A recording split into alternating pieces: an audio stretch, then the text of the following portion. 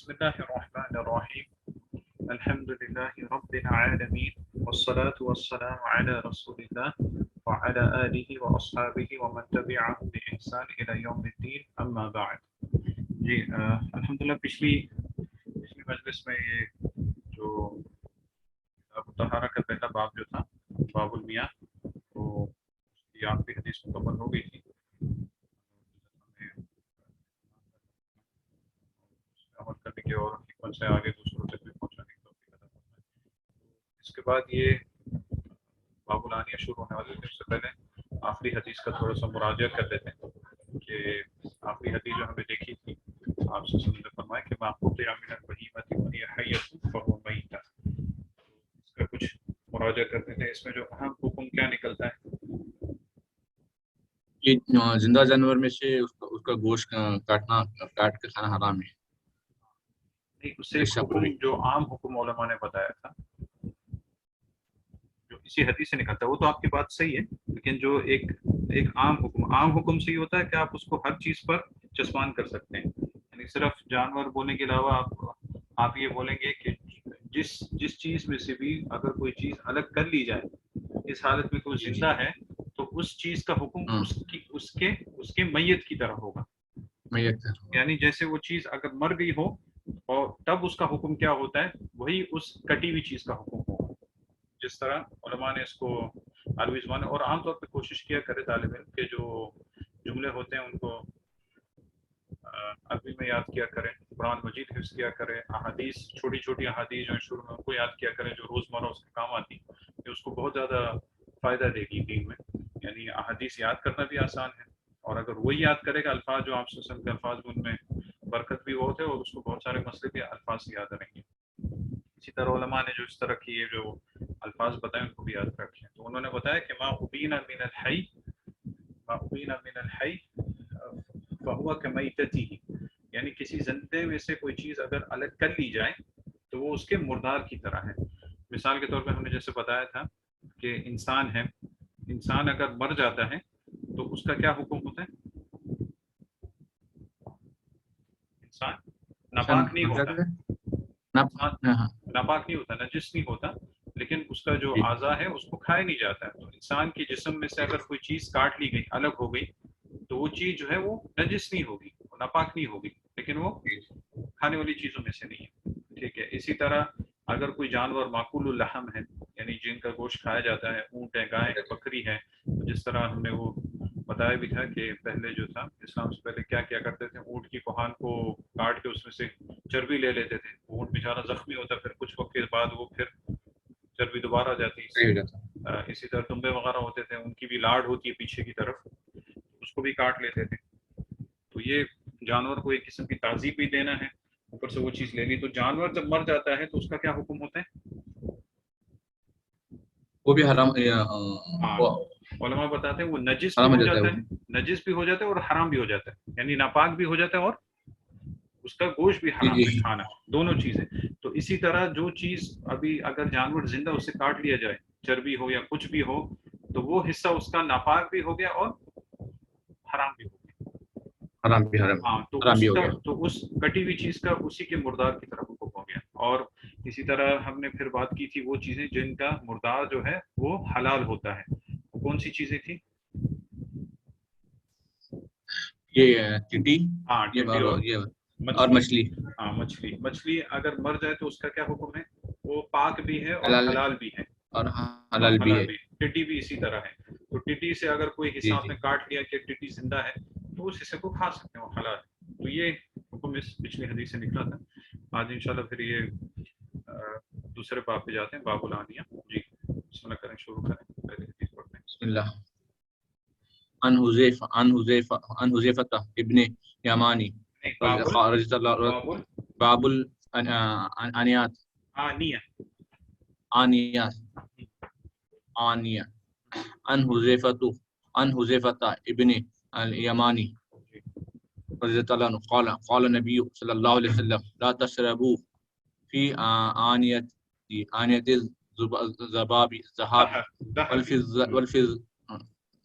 الذهب والفضة ولا تأكلوا في صحافها فإنها لهم في الدنيا ولكم في الآخرة متفق علیہ متفق علیہ. ٹھیک ہے. باب الآنیہ. اچھا پہلے گزرا ہے کون سا باب؟ باب المیاہ، پانی کا بیان. تو اب یہ ہے باب الآنیہ. آنیہ سے کچھ ہے ذہن میں؟ آنیہ سے کیا مراد ہے؟ برتن. ہاں برتن. برتن آنیہ سے مراد آنیہ یعنی برتن، اور اس کا مفرد ہے انا. انا اور اس کی جمع آنیہ. تو یہاں پہ یہ کیوں آیا؟ کیونکہ پانی جو ہے وہ لازم کسی چیز میں ہوگا، برتن میں ہوگا. تو اسی طرح جو آپ کا برتن ہے وہ بھی شریعت کے مطابق اس طرح کا ہونا چاہیے جس میں پانی رکھنا یا استعمال کرنا وہ جائز ہو، جس طرح ہم کچھ احادیث یہاں پہ دیکھیں گے. تو اس لیے حافظ ابن حجر پھر باب الآنیہ اس میں لے کے آئے. لیکن اس سے جو ہے نا پتہ چلتا ہے کہ شریعت نے کسی چیز کو بھی نہیں چھوڑا. چھوٹی چھوٹی چیز ہر چیز ملتی ہے، لیکن جو لوگ یہ بولتے ہیں کہ بھئی یہ نہیں ہے، یہ نہیں ہو سکتا، زمانہ بدل رہا ہے، ان کے پاس اتنا علم نہیں ہے، یا تو انہوں نے اتنی تحقیق نہیں کی. تو اللہ رب العزت کا دین مکمل ہے، اللہ نے دین مکمل کیا. ہر مسئلہ ہر چیز ملتی ہے، لیکن یا تو شخص کی علم نقص ہے جو کہ یہ دعویٰ کرتے کہ نہیں ملتی، اور یا تو اس کو ڈھونڈنا نہیں آتا، یا تو وہ علماء سے دور ہے. ٹھیک ہے. تو باب الآنیہ جو کہ انا کی جمع ہے، اور اس کا اعراب تمام جو ایسے آئیں گی نا کتابوں کے شروع میں، باب الآنیہ، باب المیاں، اس کا اعراب کیسے ہے یہ ہم نے بتایا تھا پہلے یا نہیں بتایا؟ باب المیاں نہیں بتایا باب الآنیہ. اچھا ان میں جو اعراب ہوگا نا وہ اس طرح ہوگا کہ باب الآنیہ جو ہے یہ خبر ہے. ٹھیک ہے، یہ خبر ہے اور اس کا مبتدا محذوف ہے. مبتدا محذوف ہے یعنی ذکر نہیں ہے. اس کی تقدیراً آپ یہ کہیں گے کہ ہذا باب الآنیہ، ہذا باب الآنیہ، ہذا باب الآنیہ، یہ برتنوں کا باب ہے، برتنوں کا باب ہے. تو ہذا کیوں محذوف کر دیا؟ کیونکہ عربی زبان میں خاصیت ہے کوئی چیز اگر بہت استعمال ہوتی ہے اور سمجھ میں آتی ہے تو اس کو حذف کر دیتے ہیں. بھائی لکھنے کی ضرورت ہی نہیں ہے، لکھنے کی ضرورت ہی نہیں ہے. تو بار بار ہادہ لکھنے سے وہ سیاہی بھی استعمال کرنا، وہ بھی حالانکہ چیز سمجھ میں آتی ہے. اور عرب ماشاءاللہ بہت ہی ہوشیار تھے، بہت ہی سمجھدار تھے. جو چیز استعمال ہوتی ہے اس کو حذف کر دیتے ہیں. آپ کو بہت جگہوں پہ ملے گا یہ قاعدہ کہ جو چیز زیادہ استعمال ہوتی ہے عرب اس کو حذف کر دیتے ہیں. آگے بھی کبھی ایسے کوئی موقع آئیں گے تو میں انشاءاللہ اس کی ذکر کروں گا. تو یہ جتنا بھی آئیں گے اس میں اعراب یاد رکھنا. تو ہاذا کا اعراب کیا ہوگا؟ مرفوع. ہاں مبتدا ہے اور محل نہیں، وہ مبنی ہے. تو آپ بولیں گے کہ اس کا محل جو ہے وہ رفع ہے، مبنی علی السکون ہے، مبنی علی السکون، کیونکہ آخر میں الف ہے نا ہذا، تو وہ مبتدا ہو گیا. اور باب الآنیہ اس کا کیا اعراب ہو گیا؟ یہ مرفوع رہے گا. نہیں، پورا کا پورا مرفوع نہیں رہے گا. باب، ہاں باب خبر ہے، مرفوع، ہاں باب مرفوع ہے خبر ہونے کی وجہ سے، ہاں رفع کی علامت دمہ ظاہرہ علی آخری، اور دمہ ظاہر آنیہ اس کی مضاف الیہ مجرور، اور جر کی علامت کسرہ ظاہرہ، کسرہ ظاہرہ. لیکن ہم جب بھی وقف کریں گے، عربی زبان کا قاعدہ ہے اگر آپ کسی متحرک پر وقف کرتے ہیں، متحرک یعنی جس پہ حرکت ہوتی ہے، تو اس کو ہم ساکن کر دیتے ہیں. جیسے باب الآنیتی نہیں پڑھیں گے، آنیہ پڑھیں گے. ٹھیک ہے. لیکن اگر فتحتین پہ وقف کرتے ہیں تو پھر ایک اس میں سے فتح پڑھتے ہیں. اگر دو فتح ہو اور ان پہ وقف کریں تو پھر ایک اس میں فتح پڑھیں گے. جیسے بہت ساری مثال ہیں، اور جیسے والعادیات ضبحا، اصل میں کیا ضبحن ہے، ضبحن ہے نا، تو ہم کیا پڑھتے ہیں والعادیات ضبحا فالموریات قدحا. تو جب کوئی متحرک پہ وقف کریں گے تو اس کو ساکن کر دیں گے. اگر دو فتحتین پہ وقف کریں گے تو اس میں سے ایک ہی فتح پڑی جائے گی. ٹھیک ہے. تو یہ ہذا باب الآنیہ، یہ برتنوں کا بیان ہے کیونکہ پانی کا تعلق اس سے. ٹھیک ہے. تو آگے شیخ نے یہ روایت بیان کی حضرت حذیفہ ابن الیمان رضی اللہ عنہ کی. تو حذیفہ ابن الیمان رضی اللہ عنہ مشہور صحابی رسول ہیں، اور ان کی کیا خاصیت تھی حضرت حذیفہ کی؟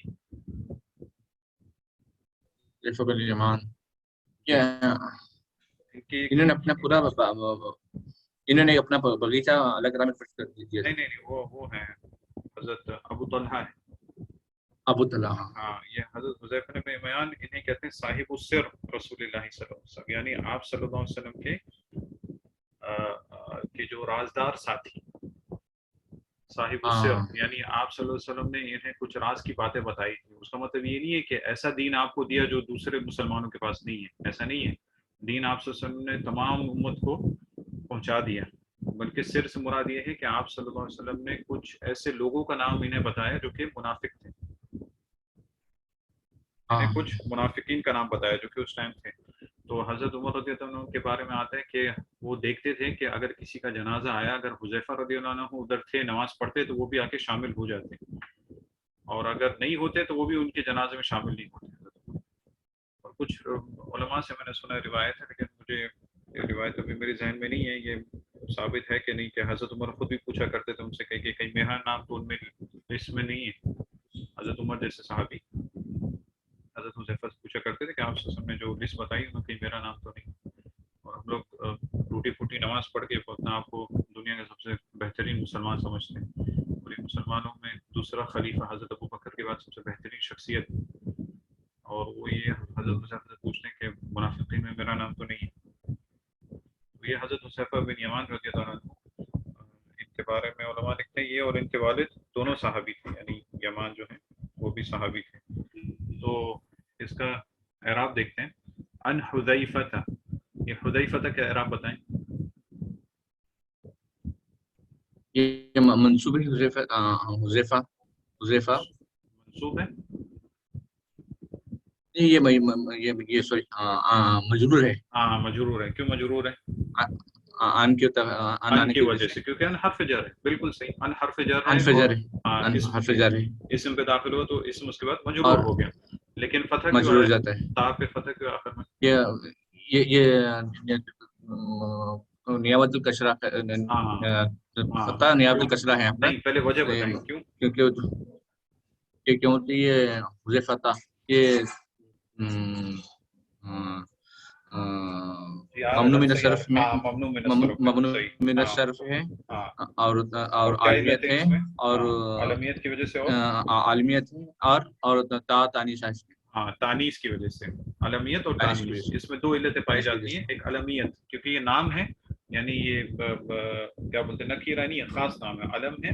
اور دوسرا یہ تانیث ہے، یعنی یہ مانند تو تانیث نہیں ہے جس طرح ہم انشاءاللہ سب میں دیکھیں گے، لیکن اس میں تانیث کی علامت ہے. جیسے آخر میں تا ہے، جس طرح حمزہ ہوتا ہے، حمزہ کے آخر میں بھی تا آتا ہے. تو یہ اس لیے ممنوع من الصرف ہے. اور ممنوع من الصرف میں دو چیزیں نہیں آتی. کیا کیا نہیں آتا؟ تنوین اور کسرہ نہیں آتا. تنوین اور کسرہ نہیں آتا ہے. کسرہ کی جگہ فتح نیابتاً آتا ہے. ہاں نیابتاً کسرہ. ٹھیک ہے. اور ابنی، ابنی پھر حذیفہ کی مضاف الیہ ہے. نہیں مضاف الیہ نہیں ہے. نہیں ابنی جو ہے آپ اس کو بولیں گے یہ ہے عطف بیان. اچھا عطف ہوگا، یہ عطف بیان یعنی عطف ہوگا. ہاں عطف ہوگا کسی چیز کو واضح کرنے کے لیے. تو معطوف اور کیا بولتے ہیں، معطوف اور معطوف علیہ کا اعراب ایک ہی ہوتا ہے. تو حذیفہ بھی مجرور ہے، اس لیے ابنی بھی مجرور آیا. ٹھیک ہے، نہیں دونوں مجرور آئے. اگر یہاں پہ ہوتا قال حذیفہ تو کیا آتا ہے؟ ابن الیمان. قال حذیفہ ابن الیمان. یا تو آپ اگر بولتے رأیت حذیفہ ابن الیمان، تو ابن کا لفظ جو ہے یہ مضاف الیہ نہیں ہے بلکہ یہ عطف بیان ہے. کیونکہ مضاف کا مطلب کیا ہوتا ہے، آپ نے دو لفظوں کو ایک کر دیا. یہاں پہ وہ نہیں ہے، یہاں پہ ان کی نسبت بتانا، یعنی ان کا نام بتانا. حذیفہ ابن الیمان تو عطف بیان ہے. یا تو ایک ہوتا ہے عطف نسق جو کہ حروف عطف کے ساتھ آتا ہے. ایک عطف بیان بھی ہم نے پڑھا تھا اس میں اجرومیہ میں. تو عطف بیان جو آتا ہے کسی چیز کی وضاحت کے لیے، کوئی اس کا خاص نام یا کچھ، تو یہ عطف بیان کے حکم ہے. تو حذیفہ ابن الیمان، یمان جو ان کے والد کا نام ہے، تو یہ یمان جو ہے یہ آپ کہہ سکتے ہیں یہ مضاف الیہ ہے ابن کی طرف، یعنی یمان کا بیٹا. یمان کا بیٹا. ہاں حذیفہ ابن الیمان یہ پورا یہ ابن جو ہے عطف بیان، اور یمان وہ ہے کیا کہتے ہیں مضاف الیہ، جس سے مجرور ہے. رضی اللہ عنہما کیوں بول رہے ہیں؟ عنہ کیوں نہیں بول رہے ہیں؟ دو جنے ہیں نا. ہاں دو ہیں، دونوں جو ہیں وہ باپ بیٹے صحابی تھے. کبھی ایسا ہوتا ہے صرف بیٹا صحابی ہوتا ہے، اس لیے رضی اللہ عنہ بولتے ہیں، باپ کی طرف وہ نہیں بولتے رضی اللہ عنہ کی بات. ٹھیک ہے. تو حضرت حذیفہ فرماتے ہیں قال نبی صلی اللہ علیہ وسلم، آپ صلی اللہ علیہ وسلم فرمایا لا تشربوا اچھا ابھی یہاں پہ اعراب ہمارا پتہ چلے گا، یہ ہم پڑھ چکے ہیں پہلے، اس لیے آپ کو چاہیے کہ اس جی کا اعراب خود ہی بتائیں. لا لا یہ کون سی قسم کا یہاں پہ؟ یہ لا لا امر اور دعا ہے یہ، اور یہ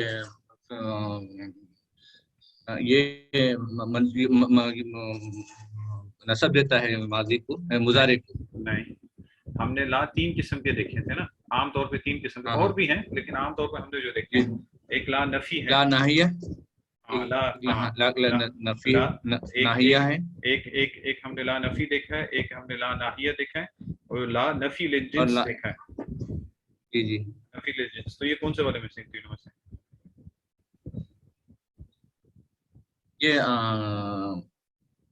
تشربونا تھا، وہ تشربونا کو ہاں تشربو کر دیا اس نے، ٹھیک ہے، لا ہاں تشربو. ہاں تو بالکل یہ صحیح، نون لا کے دیا، لا لا یہ لا نہیں ہے، یہ لا نہیں ہے، بالکل صحیح ہو گیا. لا نہیں کا مطلب یہ ہوتا ہے کہ کسی چیز سے منع کرنا، کسی چیز سے منع کرنا، اور یہ فعل مضارع پہ داخل ہوتا ہے، اور فعل مضارع کو کیا کر دیتا ہے، مرفوع سے کس میں لے جاتا ہے؟ منصوب میں لے جاتا ہے، نہیں مجرور، یہ جر میں منظوم لے میں لے جاتا ہے، جاتے ہیں، منظوم میں لے جاتے ہیں، یعنی منظوم میں لے جاتا ہے. جی جزم یعنی آخر میں جزم دے دیتا ہے، لیکن یہاں پہ چونکہ یہ واؤ الجماع بھی ہے اور نون بھی ہے ساتھ میں، تو نون گرنا ہی جزم کی علامت ہے. ٹھیک ہے، لا نفی جو ہے وہ صرف جملے کو مثبت سے منفی میں لے جاتا ہے، اعراب پہ کوئی کام نہیں کرتا ہے. صحیح ہے نا، لا نفی جو ہے، جی جی جی جی جی اور جی جی اور جی جی اور اور اور لا نفی للجنس جو ہے وہ فعل پہ داخل نہیں ہوتا ہے، وہ اس میں جنس پہ داخل ہوتا ہے، امر بھی اسم پہ اسم پہ داخل ہوتا ہے، یعنی اس میں جنس پہ عام طور پر، جیسے لا رجل فی الدار، ہم نے پڑھا تھا نا، لا رجل فی الدار، لا الہ الا اللہ، لا صلاۃ الا بام الکتاب، ہاں تو وہ ہے. تو یہ لا نفی، یہ لا نہیں ہے، یعنی کسی چیز سے منع کرنا. لا تشربو، ابھی آپ اس کا معنی بھی صحیح کر سکتے ہیں، جب لا کا پتہ ہے کہ مت پیو، لا لا تشربو، نہیں، اور لا نہیں اور دعا میں آتا نا، یہ لا نہیں اور دعا، اس جو ہم کتاب پڑھے، لا نہیں دعا پڑھا نا اس میں. نہیں، دعا کا صیغہ اس وقت آ سکتا ہے، اصل میں اس میں یہ مختلف صیغے ہوتے ہیں. کبھی یہ ہوتا ہے کہ اوپر سے حکم نیچے ہوتا ہے، جی جی وہ اس کو آپ عام حکم یہ دیں گے طلب. پھر طلب جو ہوتی ہے وہ مختلف قسم کی ہوتی ہے. کبھی یہ ہو سکتا ہے کہ آرڈر ہو، حکم ہو، جیسے اللہ اپنے بندوں کو حکم دیتے ہیں، نبی کریم صلی اللہ علیہ وسلم اپنی امت کو حکم دے رہے ہیں، تو یہ اس قسم کا ہے. ایک یہ ہوتا ہے کہ لا جو ہے وہ نہیں کے لیے ہے لیکن دعا کے لیے ہے، وہ نیچے سے اوپر جب جا رہی ہے بات. مثال کے طور پر ہم جو یہ سورہ بقرہ کی آخری آیت میں جو ہم دعائیں کرتے ہیں، کیا اللہ سے دعا کرتے ہیں؟ ربنا لا تؤاخذنا، تو فعل مضارع کا آخری حرف کون سا ہے یہاں پہ؟ دال ہے، دال. ہاں تو لا نہیں کی وجہ سے دال کے اوپر کیا آیا؟ جزم آ گیا. لا نہیں کا کیا کام ہے؟ جزم دینا. لیکن یہاں پہ لا نہیں جو ہم کہہ رہے ہیں، کیا ہم نعوذ باللہ اللہ کو منع کر رہے ہیں اس چیز سے؟ لا تو آخر نہیں، ہم دعا کر رہے ہیں. وہاں پہ آپ بولیں گے کہ یہاں پہ لا جو ہے یہ نہیں کے لیے بھی ہے اور دعا کے لیے بھی ہے. جب نیچے سے اوپر کو ہو، یعنی جو بولنے والا ہے وہ اس کا جو مقام وہ نیچے ہے اور وہ اوپر والے سے بول رہا ہے. کبھی کبھی عرض ہوتا ہے جو کہ برابری کے معاملے میں ہوتا ہے، لیکن یہاں پہ لا نہیں کے لیے ہے، کسی چیز سے منع کرنا، حکم دینا. امر کے اس میں آئے گا لا تشربو، کہ نہیں پیو، تو یہاں پہ دعا کے لیے نہیں ہے. ٹھیک ہے، تو لا تشربو آپ صلی اللہ علیہ وسلم نے فرمایا کہ نہیں پیو. تشربو کا اعراب بتائیں. تشربو، تشرب مرفوع ہے، ہاں فعل مضارع، فعل مضارع فعل مضارع مرفوع نہیں ہے، مرفوع ہے اور اور مرفوع نہیں ہے، آپ خود بتا چکے مرفوع نہیں. ہاں جی جی، یہ مجزوم ہے، یہ مجزوم ہے. یہ اور جزم کی علامت تشرب الف ہے، سکوت النون، ثبوت النون، نون نون گر گیا. تشربون تھا نا، تشربون تھا. ٹھیک ہے، اور اس کا فاعل ہوا ہے. نہیں لا تشربو، لا تشربو تو ہم ہے. نہیں، ہوم ہوگا تو کسی کی طرف لوٹے گا، پیچھے تو کوئی نہیں ہے. لا تشربو، ادھر اس لا کا فاعل تشربو، لا تشربو. واو الجمع، واو الجمع ہے نا، واو الجمع اس کا فاعل ہے. واو الجمع اس کا فاعل ہے، محلاً مرفوع ہے اور مبنی علی السکون. سکون ہے، ٹھیک ہے، لا تشربو تو فعل فاعل यहाँ पे आपको मिल गया ला तशरबू के मत पियो, ठीक है। फी आनियत ज़हब वल फिद्दा, इसका इराब तो ज़ाहिर है, ये हर्फ जर है, आनिया इस मजरूर है, और ज़हब क्या है, ज़हब के मजरूर है यहाँ पे في الزمن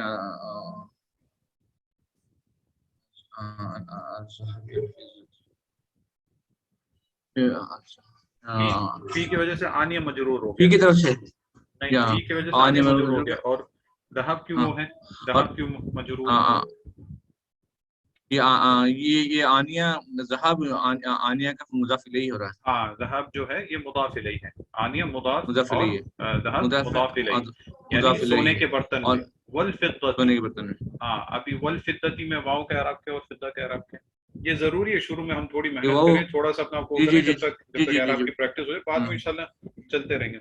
हाँ वाव क्या है, ये हर्फ, ये वाव हर्फ अतफ है, बिल्कुल सही, ठीक है, वल हर्फ फिद्दा, अतफ है, हाँ वल फिद्दा मातूफ है, मातूफ किस पे, मातूफ अलैह कौन सा है, मातूफ अलैह क्या है, ज़हाबी, हाँ ज़हाबी, यानी मतलब क्या होगा, आप वाव लाके उस दोबारा उस पूरे जुमले को या लफ्ज को लाने से आप मुस्तगनी हो गए, लाने की जरूरत नहीं, यानी मतलब क्या बनेगा, ला तशरबू फी आनियत फी आनियत ज़हबी व फी आनियत फिद्दा, ये सब लिखने की जरूरत नहीं है, बल्कि आपने लिखा वल फिद्दा, यानी मतलब ये हो गया कि सोने के बर्तन में और चांदी के बर्तन में, तो लफ्ज दोबारा लाने की जरूरत नहीं है। तो यहाँ पे देखिए तीन किस्म की आपको वो मिल गई है, तीन किस्म की जर जो हमने सीखी थी वो तीनों मिल गई, आनिया में हर्फ जर की वजह से, ठीक है, ज़हब में किस वजह से, मुदाफ इलैही होने की वजह से, और फिद्दा में मातूफ होने की वजह से, मातूफ होने की वजह से, तो तीन किस्म की जर हमने देखी थी वो तीनों इसमें आ गई। जिस तरह तीनों जर हमने एक और मिसाल भी दी थी वहां पे पढ़ते हुए, तीनों जर कहाँ पे आती है जी, एक है जुमला, हम बहुत ज्यादा जुमला इस्तेमाल करते हैं हर सूरत से पहले, बिस्मिल्लाहिर्रहमानिर्रहीम, इसम जो है वो हर्फ जर बा की वजह से जर है, लफ्ज जलाला वो मुदाफ इलैही है, उसके बाद अर्रहमान और रहीम ये दोनों मातूफ है, मातूफ नहीं माज़रत, ये वो है क्या बोलते हैं, सिफत की वजह से, सिफत की वजह से, और रहमान जो है सिफत अव्वल और रहीम जो है सिफत सानी, यानी ये उसकी वजह से ये मतबू बनते, तो मतबू और मतबू अलैह का इराब एक ही होते, ठीक है। आगे वला ताकुलू फी सिहाफिहा, वला ताकुलू फी सिहाफिहा, ये भी उसी का इराब उसी तरह, वला ताकुलू का इराब जैसे हमने ऊपर पढ़ा तशरबू, यहाँ पे भी वाव जो है हर्फ अतफ है, और यहाँ पे अतफ पिछले जुमले पे हो रहा है, ना पियो और ना खाओ, ठीक है। वला ताकुलू का भी इराब बिल्कुल उसी तरह है, असल में ताकुलूना था, ला उसके बाद दाखिल हो गया, तो यहाँ पे भी नून गिर गया, ठीक है। फी सिहाफिहा, फी सिहाफिहा का मतलब कि उसके बर्तन में, यानी सोने और चांदी के बर्तन में भी नहीं खाना तुमने, उसको भी मना किया। यहाँ पे मेरे ख्याल में हो सकता है कुछ यहाँ पे सख्त है, क्योंकि मेरे पास जो किताब है वहाँ पे सिहाफी हीमा लिखा है, और सिहाफी हीमा सही है कि दोनों के बर्तनों में भी नहीं खाओ, सिहाफी हाँ होगा तो मतलब ये मर्जा एक ही तरफ होगा, लेकिन सिहाफी हीमा मेरे पास जो किताब है उसके पास सिहा, आपके पास क्या लिखा है किताब में?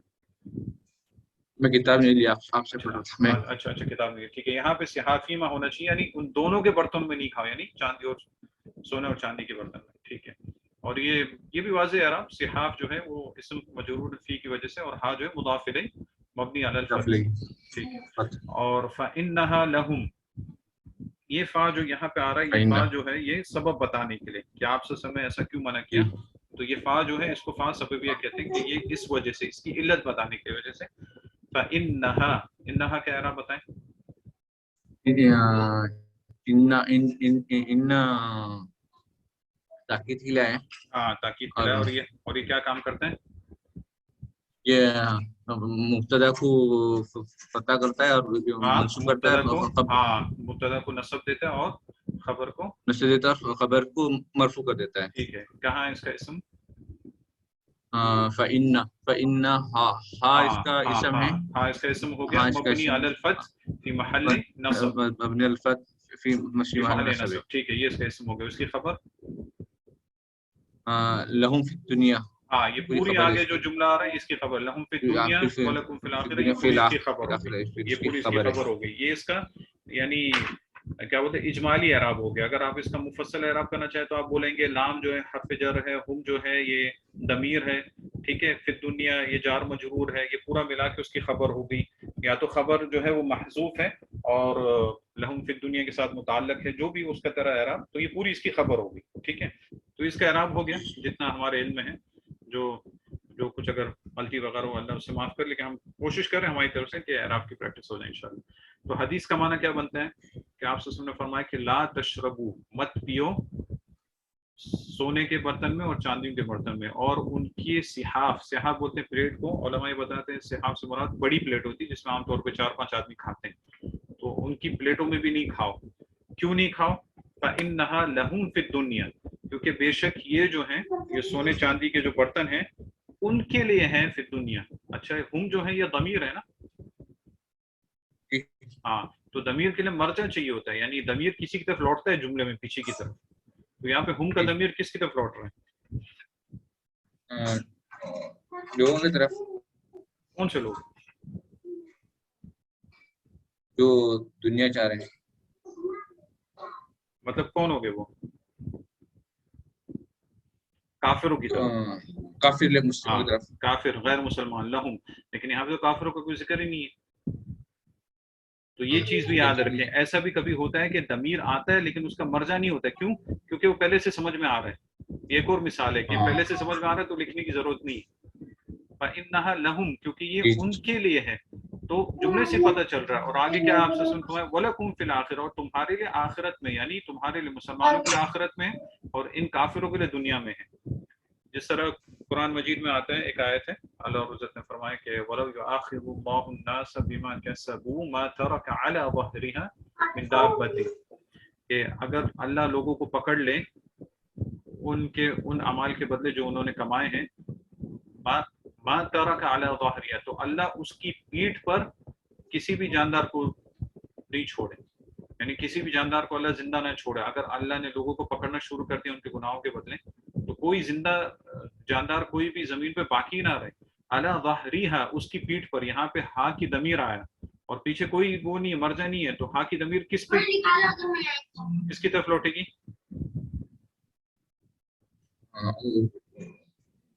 اس کی پیٹھ پر آ رہا ہے، پیچھے کچھ نہیں، جانور کی نہیں پیچھے کچھ بھی نہیں. وَلَوْ يُؤَاخِذُ اللَّهُ النَّاسَ، اگر اللہ لوگوں کو پکڑنا شروع کر دیں، بما کسبوا، جو انہوں نے کیا ہے، ما ترک علی ظہریہ، تو اللہ نہیں چھوڑے اس کی پیٹھ پر کسی کو بھی. کس کی پیٹھ پر؟ جملے سے سمجھ میں آتے ہیں، یعنی زمین کی پیٹھ پر. زمین، حالانکہ زمین کا ذکر اسی آیت کریمہ میں نہیں ہے. تو ادھر بھی علماء بتاتے ہیں کہ یہ اس کی مثال ہے کہ مرجع کے بغیر بھی ضمیر آ سکتا ہے جب وہ مفہوم ہو، یعنی مفہوم ہوتا ہے کہ اس طرح ہے. کیونکہ یہ جو چیزیں ہیں لہم، کافروں کے لیے ہیں دنیا میں اور تمہارے لیے ہیں آخرت میں، یعنی ان کو تم استعمال نہیں کرو کیونکہ اللہ اور عزت یہ تمہیں آخرت میں عطا فرمائے گا یہ چیزیں. ٹھیک ہے، یہ حدیث متفق علیہ.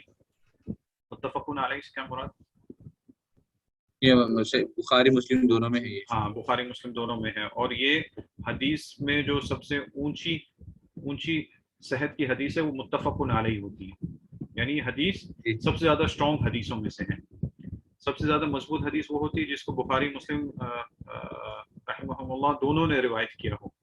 اس کے بعد وہ حدیث جس کو صرف امام بخاری نے روایت کیا ہو، پھر وہ حدیث جس کو صرف امام مسلم نے روایت کیا ہو، پھر اس کے بعد اور آتے محل میں 6 یا 7 درجات ہیں جو مصطلح حدیث میں علماء نے ذکر کیے، یعنی باقی پھر دوسرے ائمہ نے اس کو روایت کیا ہو، اس قسم کی حدیث آتی ہے. لیکن سب سے اسٹرانگ حدیث جو ہوتی ہے سند کے اعتبار سے، صحت کے اعتبار سے، وہ حدیث ہے جو متفق علیہ، جن کو امام بخاری مسلم رحمہ اللہ دونوں نے اس کو روایت کیا. ٹھیک ہے، تو یہ حدیث کا اعراب ہو گیا اور کچھ اس کی باتیں ہوگی، کچھ اس کے فوائد لے لیتے ہیں، ہمارے پاس تھوڑا وقت ہے ابھی. تو آپ صلی اللہ علیہ وسلم نے منع کیا کہ مت کھاؤ اور مت پیو سونے اور چاندی کے برتن میں. تو اس میں شیخ عثیمین رحمہ اللہ پہلے تو ایک قصہ بتاتے ہیں جس سے آگے بھی کچھ فوائد آتے ہیں. وہ کہتے ہیں کہ یہ حدیث حضرت حذیفہ بن یمان رضی اللہ عنہ نے کس وقت بیان کی؟ یہ انہوں نے اس وقت بیان کی کہ جب وہ کچھ اپنے ساتھیوں کے ساتھ مدائن کوئی جگہ ہے وہاں پہ تھے، اور انہوں نے پانی طلب کیا پینے کے لیے کسی دہقان سے. دہقان بولتے ہیں یہ محل میں پٹواری کو بولتے ہیں جو زمین وغیرہ کا کام کرتے ہیں. کچھ الغرض وہ لفظ آتا ہے دہقان کا. تو وہ شخص جو تھا وہ حضرت حذیفہ کے لیے جب پانی لایا تو وہ چاندی کے برتن میں لے آیا. تو جب حضرت حذیفہ کے پاس وہ برتن لے کے آیا تو حضرت حذیفہ نے اس برتن کو پھینک دیا پانی کے ساتھ، اور کافی غصے میں تھے. تو ان کے جو ساتھی تھے وہ تھوڑا روب میں ہو گئے. صحابہ ماشاءاللہ ہوتے روبدار تھے, تو انہوں نے پوچھا نہیں. جب حضرت حذیفہ کا غصہ ٹھنڈا ہوا تو انہوں نے فرمایا کہ میں نے اس شخص کو منع کیا ہے کہ مجھے اس میں نہیں پلانا, میں نے اس سے منع کیا ہے کہ مجھے اس برتن میں نہیں پلانا. اس کے باوجود یہ لے کے آیا. پھر انہوں نے یہ حدیث بیان کی کہ آپ صلی اللہ علیہ وسلم نے اس طرح فرمایا ہے کہ سونے چاندی کے برتن میں پیو بھی نہیں اور ان کی پلیٹوں میں کھاؤ بھی نہیں, کیونکہ یہ ان کے لیے کافروں کے لیے دنیا میں, تمہارے لیے آخرت میں ہے. ٹھیک ہے, تو یہ سبب حدیث جو شیخ الحدیث رحمۃ اللہ نے اپنی شرح میں بیان کی, اور یہ حدیث جو ہے مسلم میں محل میں اس سیاق کے ساتھ ہے. تو اس سے یہ پتہ چلتا ہے, ایک اس میں جو فوائد علماء نے بیان کیے اس کے بارے میں بات کرتے ہیں کہ یہاں پہ آپ صلی اللہ علیہ وسلم نے سونے اور چاندی کے برتنوں سے منع کیا نا, تو اس کے علاوہ کوئی برتن ہو ان کا کیا حکم ہے؟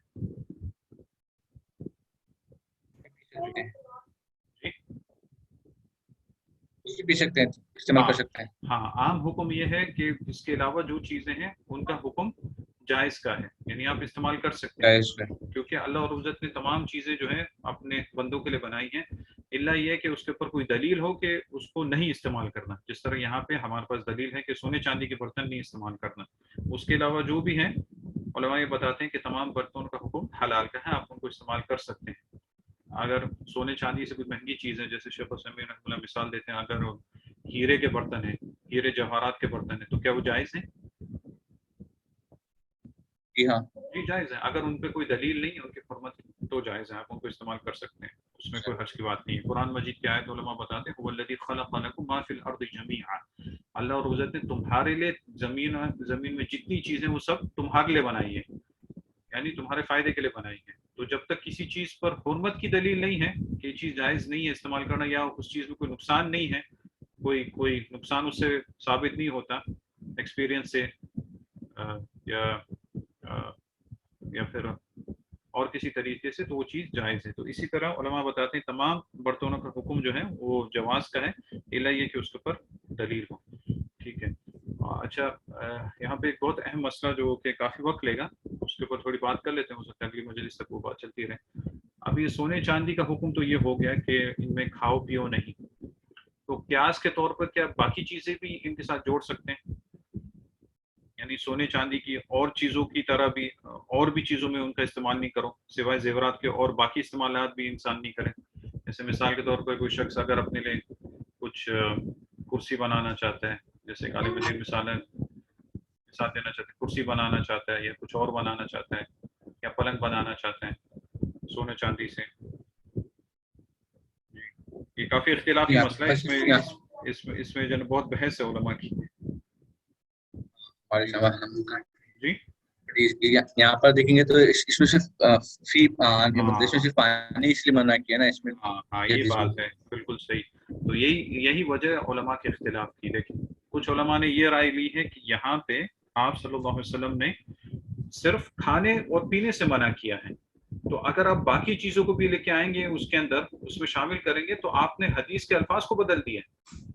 یعنی وہ یہ کہتے ہیں کہ اگر آپ یہ کہیں گے کہ ان کو استعمال نہیں کرو, تو آپ نے شرب کی جگہ, شرب یعنی پینے اور کھانے کی جگہ آپ نے استعمال کا لفظ لا دیا. آپ نے یہ لفظ استعمال نہیں کیا, آپ نے صرف کسی سے منع کیا پینے اور کھانے سے, باقی استعمال کے بارے میں آپ نے کچھ نہیں کہا. تو باقی حکم کیا ہے کہ جب تک کوئی دلیل نہ ہو تو وہ جائز ہے. تو شیخ عثیمین کی یہی رائے ہے کہ باقی چیزیں جائز ہیں. اسی طرح علامہ صنعانی بھی یہ لکھتے ہیں کہ بھئی یہ جو ہے یہاں پہ آپ صلی اللہ علیہ وسلم نے جو صرف ہے یہ صرف کھانے پینے سے منع کیا ہے, باقی چیزوں پہ کچھ وہ نہیں ہے. اسی طرح علامہ شوکانی ہیں لیل العطار, انہوں نے بھی یہ کہا ہے. لیکن جمہور علماء کے بارے میں یہ علماء بتاتے ہیں, جمہور علماء یہ کہتے ہیں کہ قیاس کے طور پر, جس کو بولتے ہیں قیاس بالاولا, اس کو میں انشاءاللہ بتاؤں گا, سمجھانے کی کوشش کروں اس کا کیا مطلب ہے. قیاس بالاولا کے حساب سے اگر کھانا پینا منع ہے تو باقی چیزیں استعمال بھی اس میں بھی آتی ہیں, تو باقی چیزیں بھی حرام. تو یہ دو رائے ہو گئی. کیا دو رائے ہو گئی؟ ایک تو جو آپ صلی اللہ علیہ وسلم نے جن چیزوں سے منع کیا حدیث میں صرف وہی منع ہے. دوسرا قیاس کے طور پر, قیاس بالاولا, اس کو بولتے ہیں قیاس بالاولا, باقی چیزیں بھی منع ہے. قیاس بالاولا کی چیز کو بولتے ہیں کہ اگر کسی چھوٹی چیز سے منع کیا جا رہا ہے تو بڑی چیز سے بالاولا منع ہوگا. اگر کسی چھوٹی چیز سے آپ نے منع کیا ہے, اس کا مطلب یہ ہے کہ آپ نے بڑی چیز سے بالاولا منع کیا ہے. یعنی بڑی چیز تو بالاولا کا مطلب یہ ہوتا ہے کہ بالاولا کو انگلش میں کیسے بولیں گے اردو میں؟ बिलौला का माना عدد तो है, समझ गए ना? عدد है. नहीं, बिलौला का मतलब ये होता है कि यानी ज्यादा लायक है कि वो चीज मना हो, ज्यादा हाँ, लायक है बिलौला, यानी ज्यादा लायक है कि हाँ, मना हाँ. हो. इसकी जो बहुत वाज़ेह मिसाल उलमा जो देते हैं, कुरान मजीद में अल्लाह रब्बुल इज़्ज़त ने मना किया है कि वालिदैन अगर बूढ़े हो जाएं, एक हो या दोनों हो, तो उनको क्या भी नहीं बोलना, क्या नहीं बोल, उफ नहीं बोलना. ठीक है, उफ नहीं बोलना. अच्छा, उफ नहीं बोल सकते हैं, क्या वालिदैन को फिर मार सकते हैं या उनको डांट सकते हैं? नहीं, नहीं. क्यों? कुरान ने तो सिर्फ उफ बोला है. सबसे जो छोटी चीज उसको मना किया अल्लाह हाँ, ने. छोटी चीज सबसे मना जो, किया है, तो इससे जो बड़ी चीज है वो तो बिलौला मना होगी, जी जी है कि नहीं? तो ये इसको बोलते हैं क़ियास जी बिल औला. यानी आम तौर पर जी छोटी चीज की मिसाल देते हैं, कि छोटी चीज की मिसाल देते हैं और इससे मिसाल देना मकसूद होता है, और इससे जो बड़ी चीज है वो बिलौला ही मना हो जाती है, हराम हो जाती है, जायज नहीं होती फिर. वाज़ेह हुआ? यानी कुरान ने उफ कहने से मना जी किया जी है. तो उफ का मतलब ये जी तो जी नहीं है जी कि जी आप इससे जो बड़ी चीजें आप कर सकते हैं, बोले कि मैं उफ तो नहीं बोल रहा ना, बाकी सब कुछ कर रहा हूँ, उफ नहीं बोल रहा. नहीं, बाकी चीजें बिलौला मना है. ठीक है, तो ये उसकी मिसाल देते हैं, इसलिए इसमें इख्तिलाफ हो गया. बहुत सारे उलमा इसके कायल हैं कि भाई नहीं, जो चीज़ें जिनका नाम है उन्हीं को मना करना है.